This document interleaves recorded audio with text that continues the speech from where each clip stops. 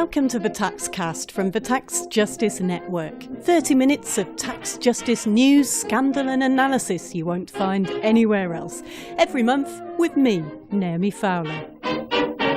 Coming up later, what's Scotland got to do with a $1 billion bank fraud in Moldova? But first, here are the tax justice news headlines for this month. In the United States, a bit of good news. The Treasury Department says it's worried about all the luxury real estate purchases by people hiding their identity through anonymous financial structures. Temporarily, they've decided to make title insurance companies identify individuals paying in cash for properties in New York City and Miami. What took them so long, and why temporarily?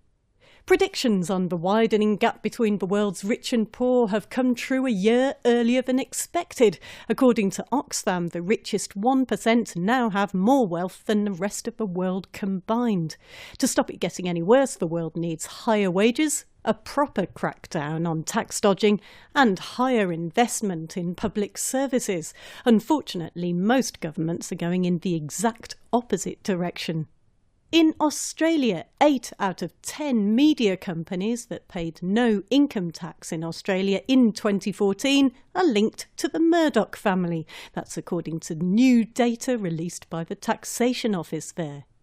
In the United Kingdom, it's a great start to the year for the banks. British banking regulator, the Financial Conduct Authority, is dropping an inquiry into banking culture. It's dropping an investigation into incentives for staff selling financial products. And it's decided not to take action against HSBC over hundreds of wealthy British customers who were potentially evading tax via the bank's Swiss branch.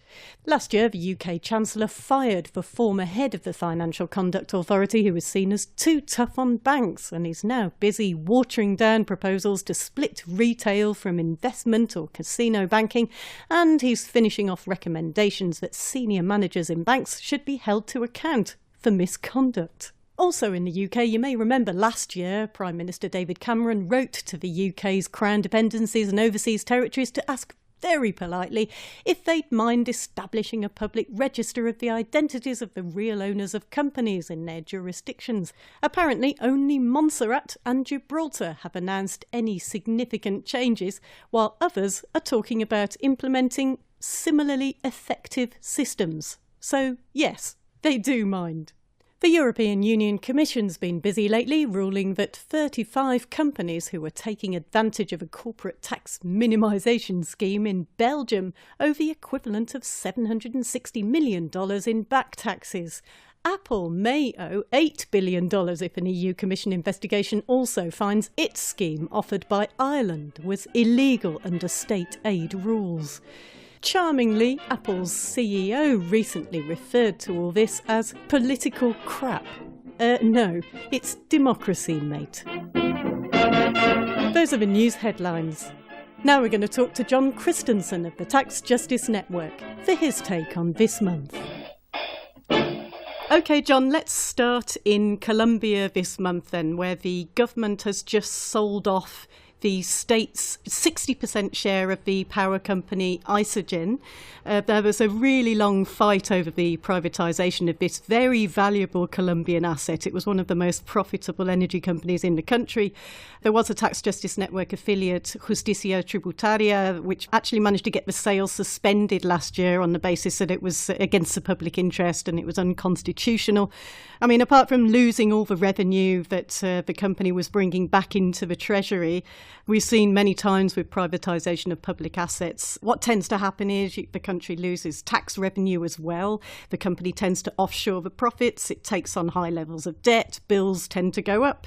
And the company tends to pressure government for subsidies and money to improve infrastructure.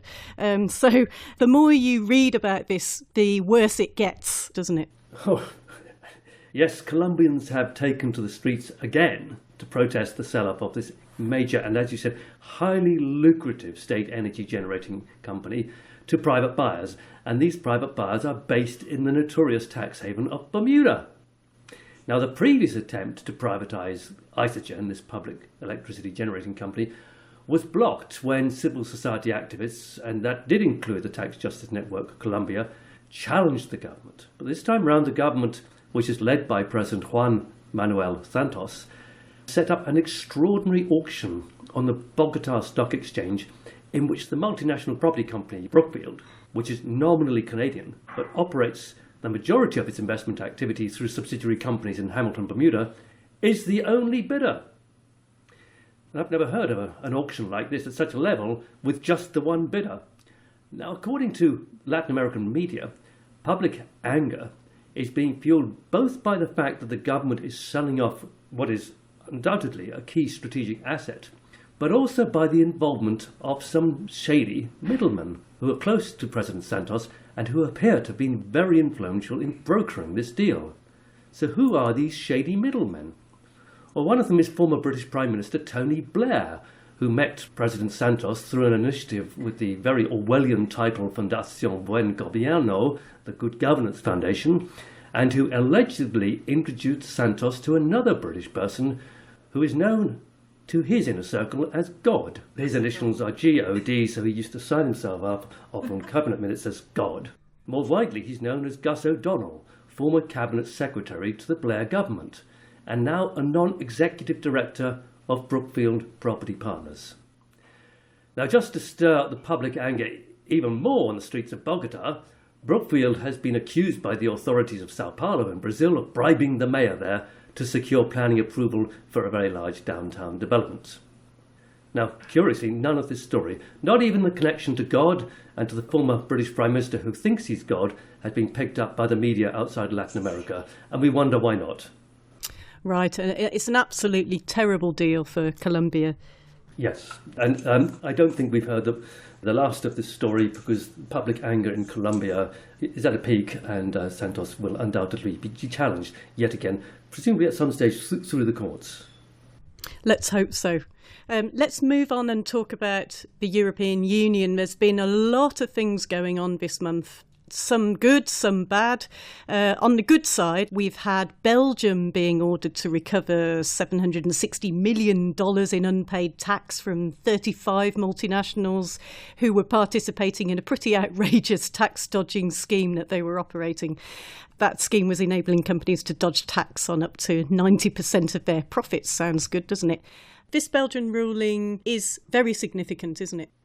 Yeah, significant. I mean, at face value, the sums involved aren't huge. We're talking about 700 million or so at this stage around the Belgian excess profits scheme, which is it's just so extraordinary that a country like Belgium would create such what is so clearly illegal, so clearly designed to help multinational companies shift profits into Belgium where they would be deemed excess profits and therefore exempted from taxation under normal Belgian arrangements because the Belgian authorities would look at those companies and compare them with domestic companies and say it's deemed that the huge profits being declared in Belgium by the multinational companies were not actually being generated in Belgium and therefore were not liable to Belgian tax. I mean, it's such an extraordinary arrangement.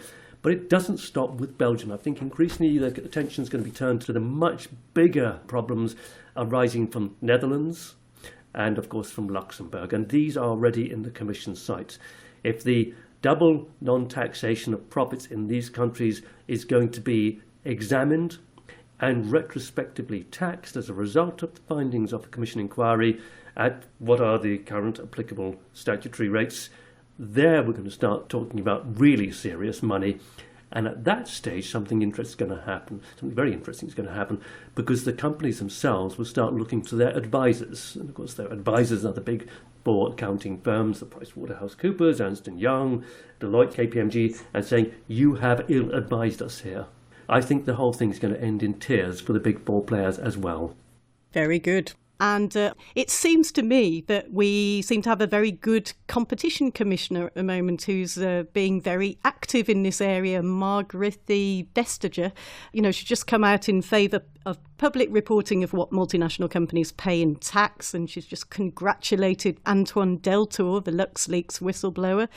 I bet she's not dinner guest of honour at some of these company AGMs or corporate team building events. You bet she's not going to be the guest of honour at these big events because she is really stirring the pot, and one has to say about time too. Years of civil society protest against these special tax arrangements about the dodgy dealings between tax havens and multinational corporations is now beginning to expose one of the really big fault lines at the very heart of the European project. As if that project doesn't have enough problems, the idea of the single market is being challenged publicly by civil society and by the Competition Commissioner, who's saying you can't have a single market where you have such anti-competitive tax rulings and tax treatments being offered to multinational companies. And crucially, it isn't just the American multinational companies, who of course have been extremely aggressive in securing these preferential tax deals, but also European companies, which have also been pushing for decades for preferential tax treatment. And now we're beginning to see the whole project begin to fall apart. And perhaps we should start by looking at the completely sham process that the European community started in the late 1990s, known as the Code, the Code of Conduct Group on Business Taxation, supposed to iron out all of these harmful tax treatments being offered by countries like Ireland and Luxembourg and the British tax havens, and remove the market distortions arising from tax deals within the European Union. It did no such thing. It kept claiming it was making progress, but actually the progress it made was minimal. And perhaps, as some newspapers have been reporting, it actually made the situation worse, because as ministers and politicians were meeting through this highly secretive group, the Code, as it called itself, they were picking up what other countries like Netherlands and Ireland and Britain were doing, and they were thinking, well, if that works for them, we'll apply it to themselves. So what's happening now is that parliamentarians coming out of the Green Party and others, but mainly led by the Green Party in the European Parliament, are challenging this Code of Conduct group. And the European Commission is saying, you can't do this. We won't actually allow you access to the minutes of this group, so you won't be able to find out what they're doing about this. That's now being challenged. A lawsuit has been raised by a parliamentarian. The German Fabio De Masi has raised a lawsuit against the European Commission itself, charging them with denying him and others the right to have access to the minutes of the meetings of the Code of Conduct group. And it's very likely that the Commission will be found to have been violating EU law by refusing to share those documents with parliamentarians and with others. Right, because he thinks that these documents, which they are not very happy about sharing, will reveal systematic political backup for a tax avoidance cartel that costs taxpayers in the EU hundreds of billions of euros annually. So they're pretty important documents. They are very important documents, but I think, and I'll eat my hat if I'm proven wrong on this one, I'll eat my hat and you can choose the recipe for it. If these documents don't reveal exactly that Luxembourg, Netherlands, Ireland and Britain and other tax havens within Europe have been pushing very, very hard to minimise the measures taken against these harmful tax practices. And it yet again reveals how far removed the European Commission, of course, bear in mind it's headed by the former Prime Minister of Luxembourg, Jean-Claude Juncker, totally removed from public opinion, because public opinion increasingly looks at the European Commission and says this is a commission which is not acting in the public interest for Europeans. And I don't think you'll be eating your hat anytime soon, John. The other thing to mention is that the Netherlands has just taken on the EU presidency for this year, starting this month, despite they're one of the biggest tax havens in the world, busily kind of depriving their neighbours of tax revenue. Obviously, no block to power in the European Union. I think despite the Netherlands presidency, the momentum here will continue because, let's face it, we're entering yet another period of economic crisis and political crisis arising from that. We've seen a polity or political arrangements within Europe which have been all about a project which is failing, the kind of neoliberal focus on creating a market which is so clearly distorted by their tax policies. They failed to take action against it. The whole project is falling apart. Austerity is being imposed upon the European people as a result of this, or partly as a result of this. And so far they've done very little to tackle the problem. So I think the pressure is going to continue to increase, and I'm not sure whether the Dutch will be able to hold back the dike on this occasion. John Christensen of the Tax Justice Network. Now it's time for the TaxCast special feature. When we hear about the role of secrecy jurisdictions in financial crime, we still tend to think about palm-fringed Caribbean islands. But here's a question for you. What's Scotland got to do with a billion-dollar bank fraud in Moldova, one of Europe's poorest countries? Well, everything, as it turns out.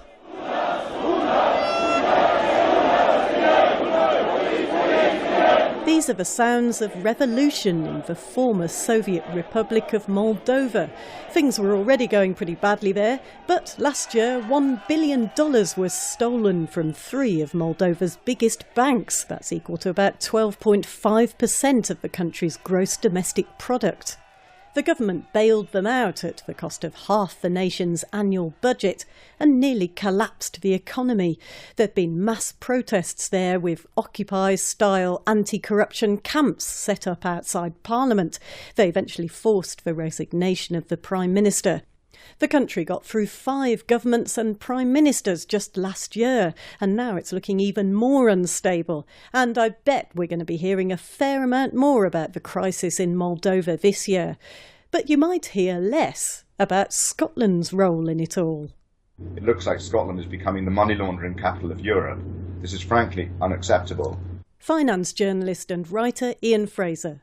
Company formation agents seem able to establish completely fictitious entities, some of which are being used for money laundering and to rip off impoverished countries.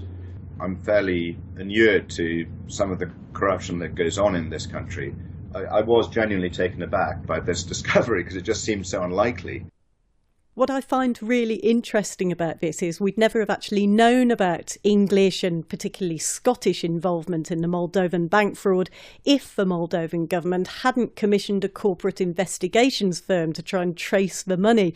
And the report they produced, the Kroll report, was supposed to be confidential but was leaked by the Speaker of their Parliament. Yes, that is an extraordinary feature of it. But of course, as soon as you know that, you know where to look. And then the lid comes off. This is Richard Smith, finance journalist and blogger. If that report hadn't been leaked, we'd be none the wiser now, I suspect. And that highlights, I think, one of the things that's bizarre about our current setup with limited partnerships and limited liability partnerships. And without Ian Fraser and Richard Smith's research and articles on this, the murky systems churning out potentially dubious so-called confidentiality vehicles, particularly in Scotland, would have remained in the shadows. Ian Fraser again. We basically discovered that, there was a huge cluster of about 10 company formation factories dotted around Scotland. And they were based in very insalubrious parts of major cities like Glasgow, Edinburgh, Inverness. And we were surprised, actually, in traditionally the most run-down, deprived part of Edinburgh, formerly the place where a lot of drug addicts used to live.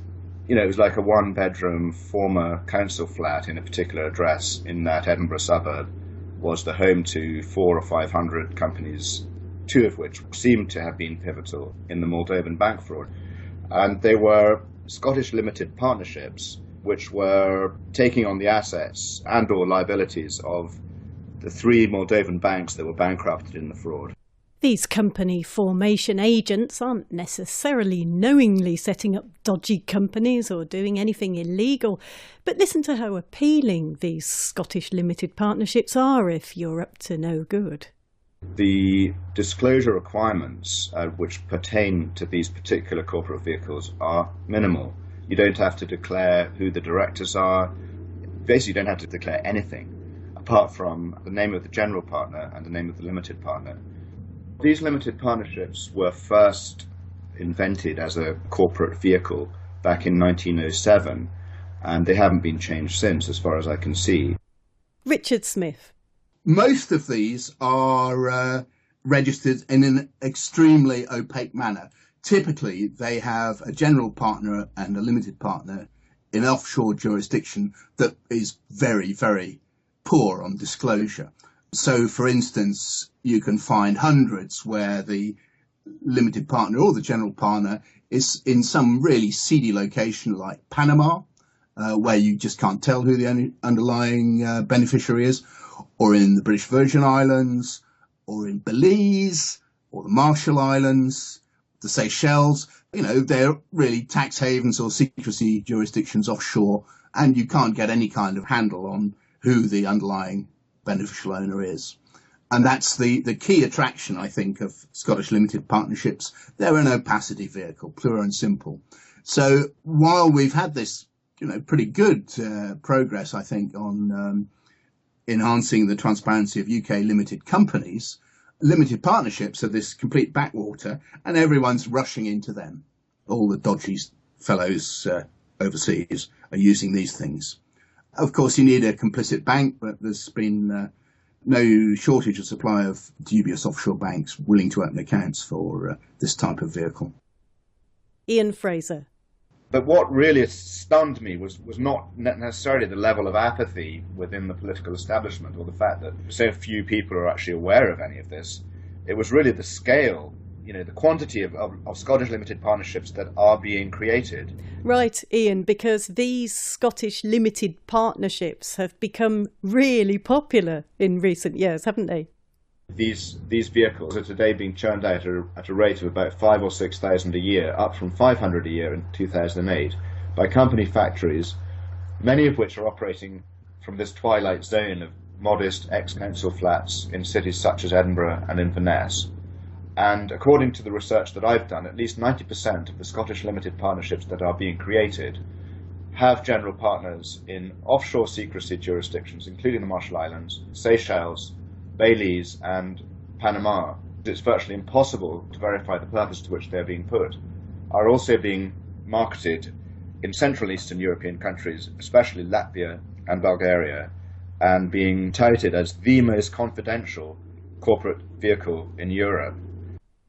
So they're getting a nice kind of veneer of the UK's supposed respectability, these potential money launderers and other fraudsters.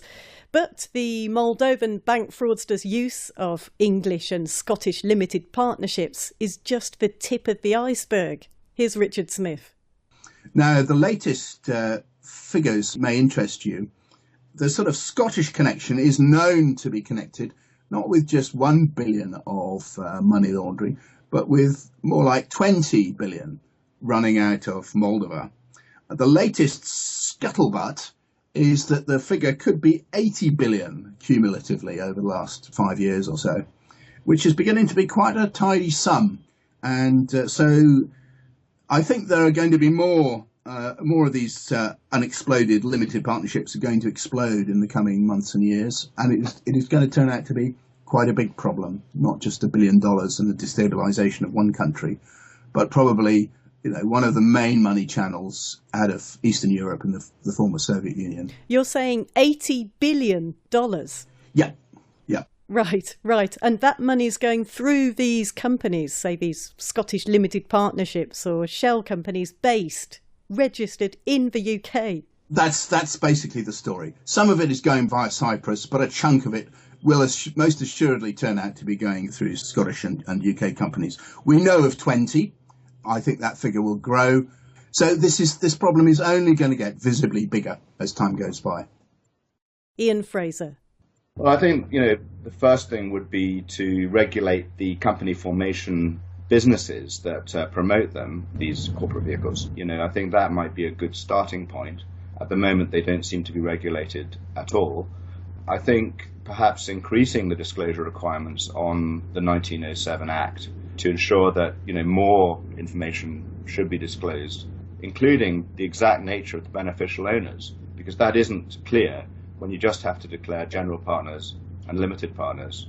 That's the point. Within a Scottish LP, there aren't any directors. It's just what's called general partners, which can be another company, and limited partners, which is normally another company. There are no named directors or nominee directors or anything. That's all that exists. But as far as, what is the British and Scottish government actually doing to address this problem, the answer is very little.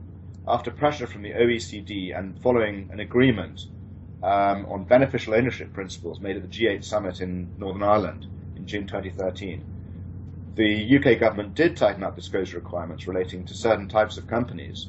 But in fact, the change of rules only apply to limited companies and not to limited partnerships. So they basically left what I call the Wild West of limited partnerships untouched. And I think this was a huge error on the part of the government. Right, because everyone's got their eye on what's going to happen with the developments around those agreements between governments to have central registers of the real owners of companies. And the Tax Justice Network pointed out really quickly that their idea of leaving out trusts from these registers was going to create a nice big loophole. So would you put the limited partnerships we've been talking about in the same category as trusts in terms of them being outside the framework of disclosure? Richard Smith. Yes, absolutely. And there is this problem with tackling the thing piecemeal. It would be nice if just once someone would tackle the whole shooting match across the board and put in, sensible disclosure requirements that would then assist banks to do their anti-money laundering job. One knows really what sort of information banks need to do that. And it should be standardized across all of these vehicles. They can all hold bank accounts. They should all have the same basic underlying information associated with them for access, at least by banks and ideally by the public as well, because banks can slip up, as we know, from time to time. So, yes, it shouldn't be done piecemeal, but at the moment all the signs are that the legal changes are going to go in piecemeal, which leaves an abundance of loopholes open for who knows how long in the future. I think it's getting this idea of beneficial ownership disclosure straight for limited partnerships. That's the big idea. A sort of lesser idea would be to simply bar certain jurisdictions from being able to host companies that could then be partners of Scottish limited partnerships or English limited partnerships, come to that. A blacklist of 20 or 30 or 50 or whatever it is, jurisdictions where you just say, sorry, we're not going to accept registrations where the general limited partner is a company in one of these dodgy jurisdictions. I think that would do it ad hoc, and I think that could be done straight away. I think it might be that it requires legislative change. If it does, that should bloody well happen straight away. Ian Fraser. It's just laughable when you hear Cameron claiming that Britain's leading the world in tackling corruption or something. To be charitable, you could just say it's because the government doesn't really know and they're just semi-oblivious or lazy. Or, I suppose the other answer is they think that having secrecy vehicles or confidentiality vehicles based in the UK might help business. I don't know. Taxcast listeners may remember that back in November 2014 I interviewed Daria Kalenyuk of the Anti-Corruption Action Centre in Ukraine on the Taxcast. Moldova shares some similarities with Ukraine, and not only that it's in a geopolitically sensitive region caught between Russia and the West. By the time of the Ukrainian Revolution, when President Yanukovych was ousted from power, he and his associates had stolen so much money there was only $500,000 left in the state coffers. A good deal of that was facilitated by the financial systems of their European neighbours, just like the Moldovan bank fraud. Yanukovych and his associates, they laundered billions from state budget using shell corporations, both in Ukraine and abroad. The state budget was absolutely empty. The problem in Ukraine is that law enforcement agencies is being used for years to cover corruption cases and to represent the interests of those in power. And because of that, you feel impunity in power. And there is still a high risk that in Ukraine, another Yanukovych will return to Ukraine. How do Ukrainians feel, or how do you feel about the fact that so much of this money ended up in places like the City of London? You mentioned Cyprus already as a big beneficiary of the theft that has been going on in Ukraine. We see that when Europe wants us to change and asks that we have to change, Europe has to change itself as well.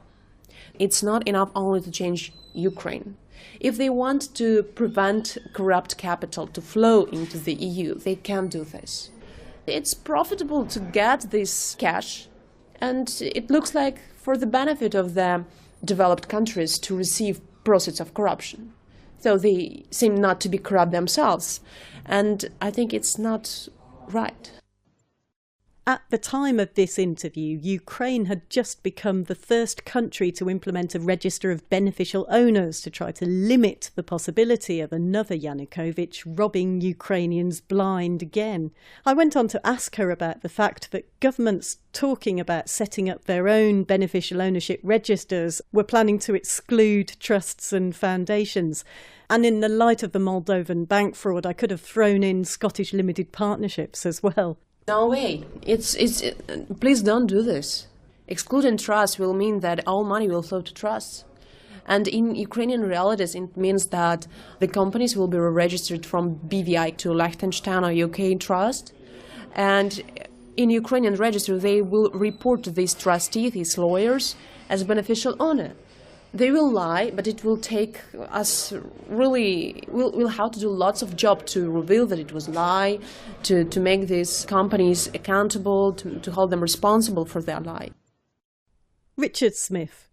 It is destabilizing Moldova. You can't take 10%, 15% of annual GDP out of a country without hitting everyone in the pockets. And it's a bad look for the City of London and the UK. We're supposed to be democratic and free of corruption. And yet here we are facilitating, if not, hosting some of the most egregious and destabilizing corruption you could possibly imagine. We've seen what's happened to Ukraine, sort of imploding, breaking out into civil war. One doesn't want to sketch the same sort of apocalyptic picture for Moldova. It wouldn't be great if there was civil unrest and worse in Moldova too. And it's entirely conceivable. It's incredibly irresponsible and not good neighbourship to tolerate this kind of thing so blithely. And yet that's what the UK is doing. You've been listening to The Taxcast. You can read Ian Fraser's work on www.ianfraser.org and look for Richard Smith on the Naked Capitalism blog on www.nakedcapitalism.com. We'll be back next month.